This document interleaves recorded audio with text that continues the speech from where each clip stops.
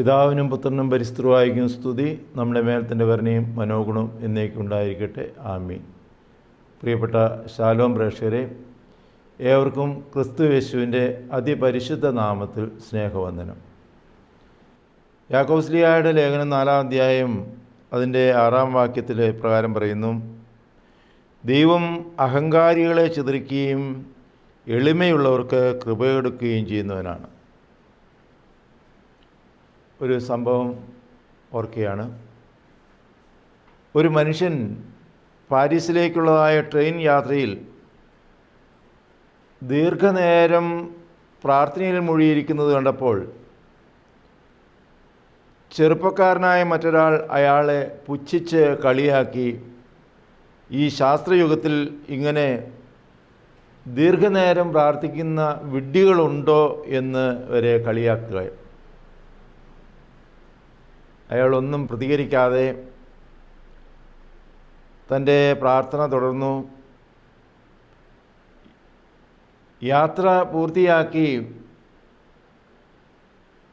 സ്റ്റേഷനിൽ ഇറങ്ങുവാനായിട്ട് ഒരുങ്ങുമ്പോൾ ഈ പ്രാർത്ഥനാ മനുഷ്യൻ ആ ചെറുപ്പക്കാരന് തൻ്റെ വിസിറ്റിംഗ് കാർഡ് കൈമാറി. ആ ചെറുപ്പക്കാരൻ വിസിറ്റിംഗ് കാർഡിലെ വിലാസം പരിശോധിച്ചപ്പോൾ മഹാനായ ശാസ്ത്രജ്ഞൻ ലൂയി പാസ്റ്റർ ആയിരുന്നു ആ പ്രാർത്ഥനാ മനുഷ്യൻ എന്ന് കണ്ടപ്പോൾ അദ്ദേഹം ലജ്ജിച്ചു പോയി എന്ന് മാത്രമല്ല, താൻ അദ്ദേഹത്തെ മുറിപ്പെടുത്തിയത് ശരിയായില്ല എന്ന തോന്നലും അദ്ദേഹത്തിനുണ്ടായി. ഇന്ന് സമൂഹത്തിൻ്റെ ഒരു വെല്ലുവിളിയാണിത്. പ്രാർത്ഥനയിലും ആരാധനയിലും ശുഷ്കാന്തി കാണിക്കുന്നവരെ ചെറുതായി കാണുക, കളിയാക്കുക, പുച്ഛിക്കുക എന്നുള്ളത് സഭാ സമൂഹത്തിൽ വരെ കണ്ടുവരുന്നതായ ഒരു പ്രവണതയാണ്. വിശ്വാസികളെന്ന് അഭിമാനിക്കുന്നവർ പോലും അത്രയൊന്നും പ്രാർത്ഥനയുടെ ആവശ്യമില്ല എന്ന് ചിന്തിക്കുന്നവരുണ്ട്. ഒരു പുത്തുവരുത്ത ക്രിസ്തീയ ജീവിതം നയിച്ചാൽ മതി എന്ന് ആഗ്രഹിക്കുന്നവരാണ് ബഹുഭൂരിപക്ഷവും. പ്രിയമുള്ളവരെ, ഈ കാലഘട്ടം, പ്രത്യേകിച്ച് ആഗസ്റ്റ് സെപ്റ്റംബർ മാസങ്ങൾ പരിശുദ്ധ ദൈവമാതാവിൻ്റെ ഓർമ്മ പെരുന്നാളുകൾ ആഘോഷിക്കുന്ന സുദിനങ്ങളാണ്. ആഗസ്റ്റ് മാസം മാതാവിൻ്റെ വാങ്ങിപ്പ് പെരുന്നാൾ ആചരിച്ചു, ശൂനോയോ പെരുന്നാൾ ആചരിച്ചു. ഇപ്പോൾ സെപ്റ്റംബർ മാസത്തിൽ മാതാവിൻ്റെ ജന്മപ്പെരുന്നാൾ ഇടവകളിൽ ആഘോഷപൂർവ്വം നോമ്പനുഷ്ഠാനത്തോടെ കൊണ്ടാടുന്നു.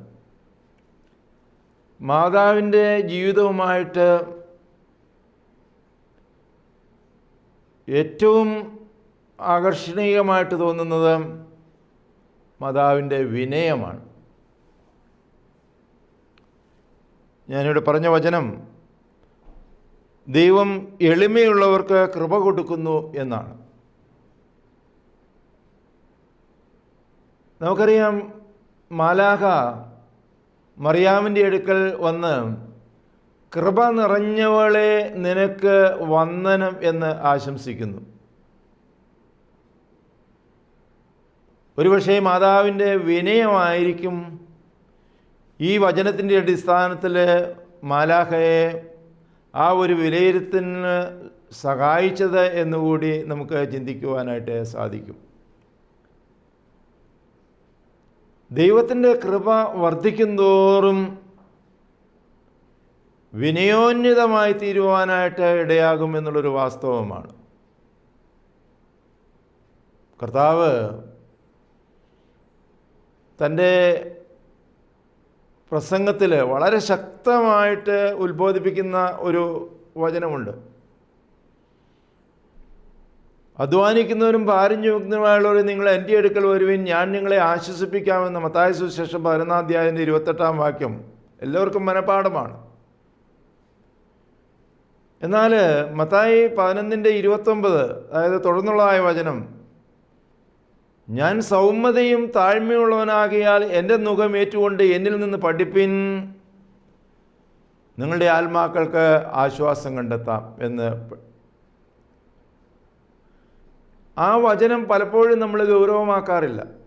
ഞാൻ ഈ ധ്യാനത്തിൽ വരുന്ന ആളുകളോട് ഈ വചനം ഉരുവിടുവാനായിട്ട് ആവശ്യപ്പെടുമ്പോൾ മത്തായി 11:28 എല്ലാവരും ഞാൻ തുടങ്ങിക്കൊടുത്താൽ ചാടിപ്പറയും. എന്നാൽ 11:29 ആർക്കും തന്നെ അറിവില്ല എന്നുള്ളതാണ് ഒരു വാസ്തവം.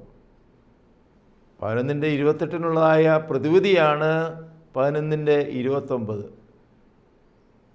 എന്നാൽ അത് പഠിക്കുകയോ അത് ഗ്രഹിക്കുകയോ അതനുസരിച്ച് ജീവിതത്തെ ക്രമപ്പെടുത്തുകയോ ചെയ്യാതെ വന്നാൽ എങ്ങനെയാ കർത്താവ് തരുന്ന ആശ്വാസം സ്വീകരിക്കുവാനായിട്ട് സാധിക്കുക? ഞാൻ സൗമ്യതയുള്ളവനും താഴ്മയുള്ളവനുമാകിയാൽ എൻ്റെ നുകം ഏറ്റുകൊണ്ട് എന്നിൽ നിന്ന് പഠിപ്പിൻ. കർത്താവിൻ്റെ താഴ്മയുള്ള നുകം ഏൽക്കുവാനായിട്ട് തയ്യാറാകണം.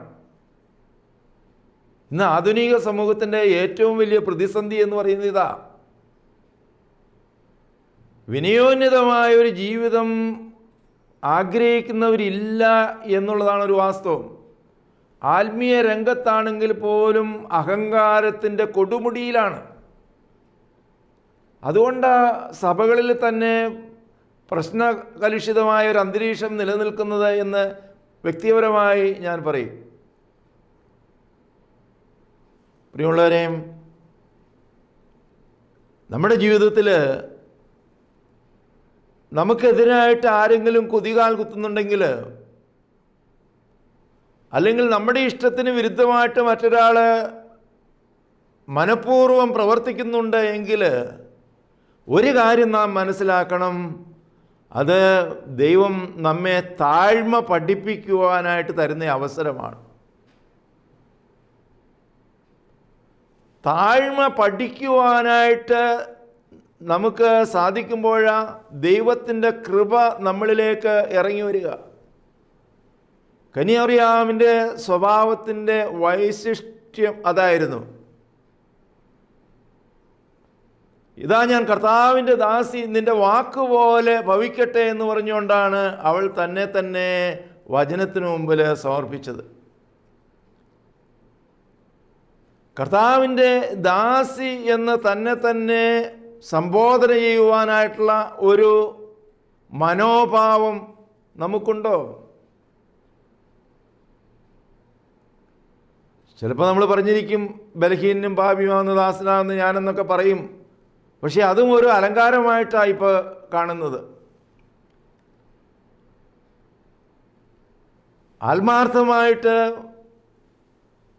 കർത്താവിൻ്റെ എളിയ ദാസൻ, എളിയ ദാസി എന്നുള്ളതായൊരു മനോഭാവം,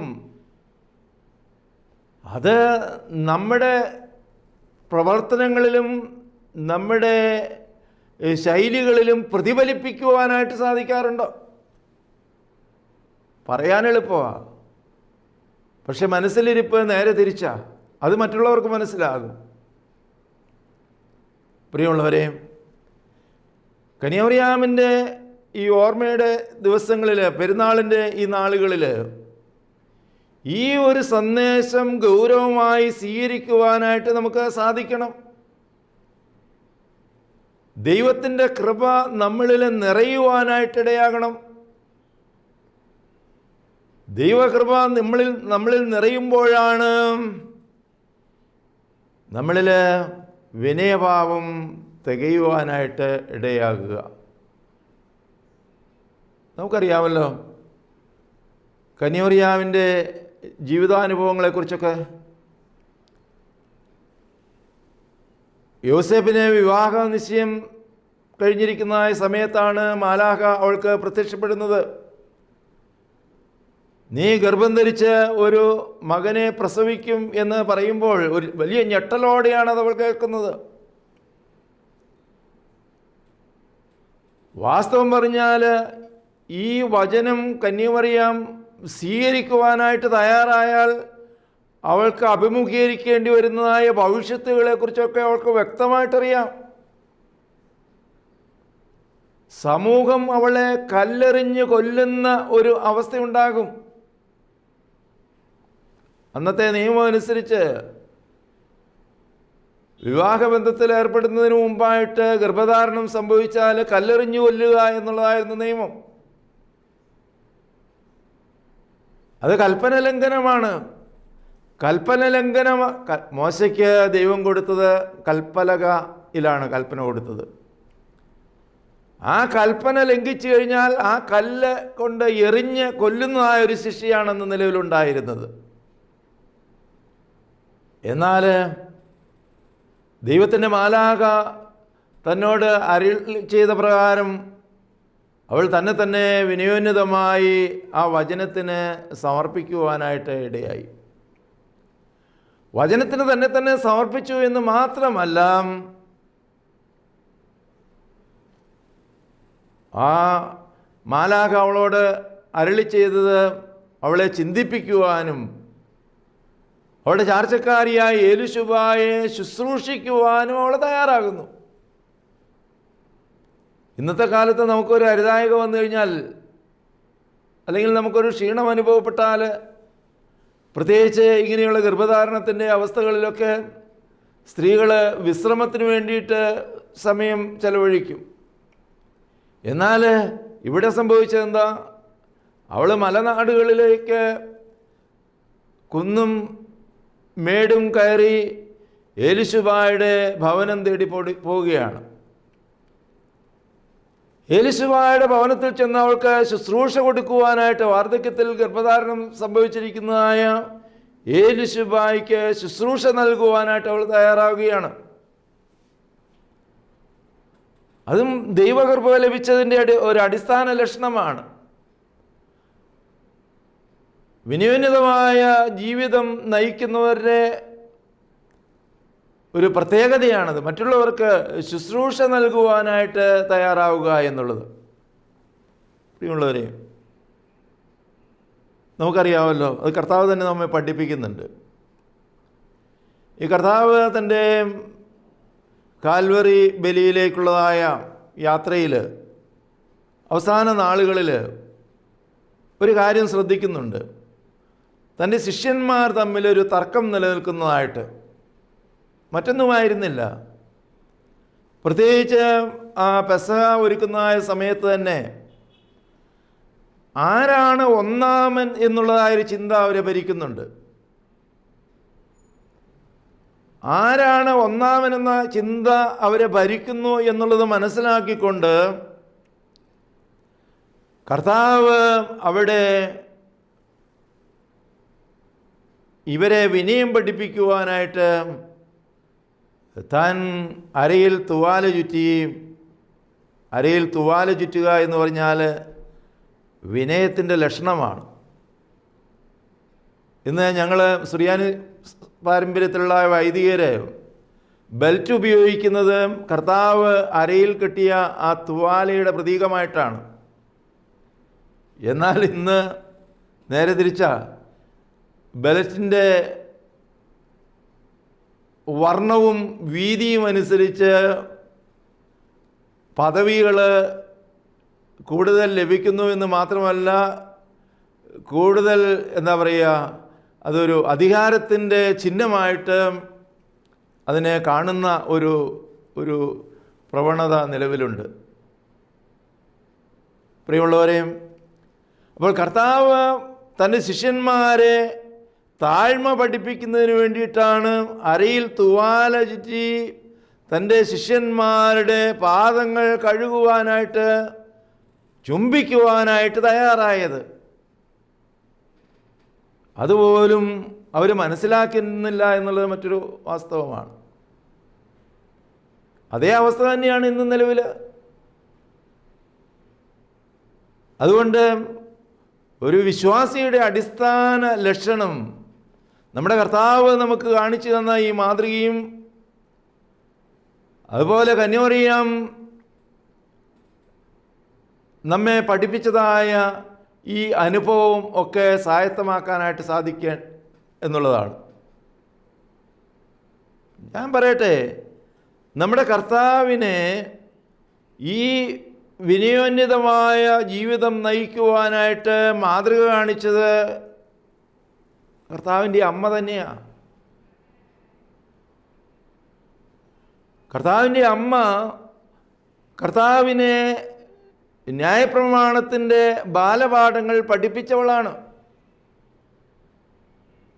ന്യായപ്രമാണങ്ങൾ എന്ന് പറയുന്നത് മോശയ്ക്ക് ലഭിച്ചതായ 10 കൽപ്പനകളുടെ അടിസ്ഥാനത്തിൽ വ്യാഖ്യാനിച്ചതായ പഞ്ചഗ്രന്ഥങ്ങളും അതോടനുബന്ധിച്ചുള്ളതായ വിശുദ്ധ ഗ്രന്ഥവുമാണ് ന്യായപ്രമാണം എന്ന് പറയുന്നത്.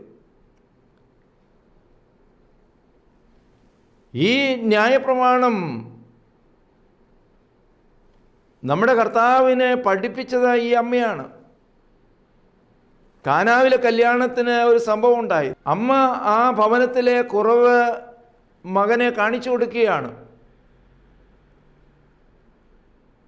അവരുടെ വിശിഷ്ടമായ വിഭവം തീർന്നു കഴിഞ്ഞപ്പോൾ വീഞ്ഞില്ല എന്ന് പറഞ്ഞുകൊണ്ട് അതിന് പരിഹാരം കണ്ടെത്തുവാനായിട്ട് മകനോട് അപേക്ഷിക്കുക. അപ്പോൾ കർത്താവിൻ്റെ ഭാഗത്തുനിന്ന് ഒരു നിഷേധാത്മകമായ മറുപടിയാണ് ലഭിക്കുന്നത്. എനിക്കും നിനക്കും എന്ത് എന്നുള്ളതായ ആ ചോദ്യം അവിടെ ആ അമ്മ പതറിപ്പോകുന്നതായിട്ട് കാണുന്നില്ല. ആ അമ്മ പരിചാരകരെ വിളിച്ചിട്ട് പറയുകയാണ്, ഇവൻ എന്തെങ്കിലും പറഞ്ഞാൽ അപ്രകാരം ചെയ്യുവിനെന്ന്. അങ്ങനെ ഭരണികളിൽ വെള്ളം നിറയ്ക്കുവാനായിട്ട് അവരെ പ്രേരിപ്പിച്ചു. നിഷേധഭാവത്തിലാണ് മകൻ പ്രതികരിച്ചതെങ്കിലും ആ അമ്മയ്ക്കറിയാം, എൻ്റെ മകനെ ന്യായപ്രമാണം പഠിപ്പിച്ചത് ഞാനാണെന്ന്. 10 കൽപ്പനകളിൽ വാഗ്ദത്തത്തോടുകൂടിയ കൽപ്പനയാണല്ലോ, നീ ദീർഘായുസ്സായിരിക്കാൻ നിന്റെ മാതാവിനെയും പിതാവിനെയും ബഹുമാനിക്കുക എന്നുള്ളത്. വാഗ്ദത്തത്തോടുകൂടിയ ഏക കൽപ്പനയാണതെങ്കിൽ ഈ കൽപ്പനയും ആ അമ്മ ഈ മകനെ പഠിപ്പിച്ചിട്ടുണ്ട്. അങ്ങനെയെങ്കിൽ ഈ അമ്മയെ നിഷേധിക്കുവാനായിട്ട് ആ മകന് സാധിക്കുകയില്ല എന്ന് അമ്മയ്ക്കറിയാം. അതുകൊണ്ടാണ് പരിചാരകർക്ക് അമ്മ നിർദ്ദേശം നൽകുന്നത്. പ്രിയമുള്ളവരെ, ഇന്ന് ഈ അമ്മയെ അംഗീകരിക്കാത്ത സമൂഹം സഭയിൽ പോലും ഉണ്ട്. അമ്മയെ ബഹുമാനിക്കുന്നത് ഇച്ചിരി അധികമാണെന്ന് ചിന്തിക്കുന്ന ആത്മീയരുണ്ട്. അമ്മയ്ക്ക് അത്രയൊന്നും പദവിയും പിന്നെ ബഹുമാനമൊന്നും കൊടുക്കേണ്ട കാര്യമില്ല എന്ന് ചിന്തിക്കുന്നവർ വളർന്നു വരികയാണ്, കൂടി വരികയാണ്. മറുവശമുണ്ട് കേട്ടോ. മാതാവിൻ്റെ പെരുന്നാളുകളിൽ നിന്ന് കൂടുതൽ പ്രസക്തി കൈവരിക്കുന്നതായ കാലഘട്ടത്തിലാണ് നമ്മൾ കഴിയുന്നത്. പ്രിയമുള്ളവരെ,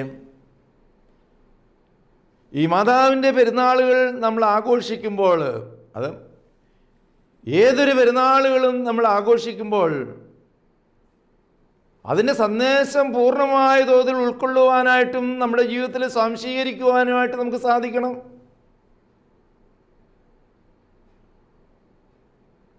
നമുക്കറിയാമല്ലോ, യോസേപ്പ് പിതാവും അമ്മയും കൂടി തൻ്റെ പുത്രനെ കൊണ്ട് യെരുശലേം ദേവാലയത്തിലെ പെരുന്നാളിന് പോയതായ സംഭവം. അപ്പോൾ ഈ മകന് ഈ പെരുന്നാളുകളിലും ആരാധനകളിലും ഒക്കെ ശുഷ്കാന്തി കാണിച്ചത് ഈ അമ്മ തന്നെയാണ്. പെരുന്നാളിന് പോയി തിരിച്ചു പോന്ന് 3 ദിവസത്തെ വഴി കഴിഞ്ഞപ്പോഴാണ് മകൻ കൂടെയില്ല എന്ന് മനസ്സിലാകുന്നത്. അതൊരു വിചിത്രമാണ്. ഇത്ര ദിവസം കഴിഞ്ഞിട്ടും ഇവരെന്തുകൊണ്ടാണ് അന്വേഷിക്കാത്തത് എന്നുള്ളൊരു ചോദ്യം അതിൻ്റെ പിന്നിലുണ്ട്. എന്നാൽ ഒരു കാര്യം പറയട്ടെ, ഈ പെരുന്നാളിന് തീർത്ഥയാത്രയായിട്ട് പോകുമ്പോൾ ഒരു കുടുംബമായിട്ട് ഒരുമിച്ചായിരിക്കണമെന്നില്ല. സ്ത്രീകൾ സ്ത്രീകളുടെ കൂട്ടത്തിലും പുരുഷന്മാരുടെ കൂട്ടത്തിലുമായിരിക്കും. അപ്പോൾ യോസേപ്പ് പിതാവ് വിചാരിച്ചു മകൻ അമ്മയുടെ കൂടെ ഉണ്ടായിരിക്കുമെന്ന്. കന്യാമറിയാം ധരിച്ചു മകൻ യോസേപ്പ് പിതാവിൻ്റെ കൂടെ ഉണ്ടായിരിക്കുമെന്ന്. എന്തായാലും കാര്യം മനസ്സിലാക്കി കഴിഞ്ഞപ്പോൾ തിരിച്ച് ഈ 3 ദിവസത്തിനൊക്കെ ഏറെ പ്രസക്തിയുണ്ട് കേട്ടോ. 3-ാം നാളിൽ ഗലീലയിലെ കല്യാണം എന്ന് പറയുന്നതും ഈ 3-ാം നാളിൽ മകനെ അന്വേഷിച്ചു പോകുന്നതും ഒക്കെ വചനപശ്ചാത്തലമുണ്ട് അതിന് പിന്നിൽ. അങ്ങനെ തിരിച്ചു ചെന്നപ്പോൾ കണ്ട സംഭവം എന്താ? അവൻ പുരോഹിതന്മാരുടെ കൂടെ ഇരുന്ന് ന്യായപ്രമാണം പഠിക്കുന്നതായ ഒരു അനുഭവം. ഈ സന്ദർഭത്തിൽ മറ്റൊരു ചോദ്യത്തിനുള്ളതായ ഒരു കുറുക്കുത്തരമുണ്ട്. ഈ കന്യമറിയാമിന് വേറെ മക്കളുണ്ടായിരുന്നു എന്ന് വ്യാഖ്യാനിക്കുന്നതായ ആളുകളുണ്ട്. അത് കർത്താവ് തന്നെ പറയുന്നു, നിൻ്റെ മാതാവും സഹോദരങ്ങളും പുറത്ത് നിന്നെ അന്വേഷിക്കുന്നു എന്ന് പറഞ്ഞപ്പോൾ,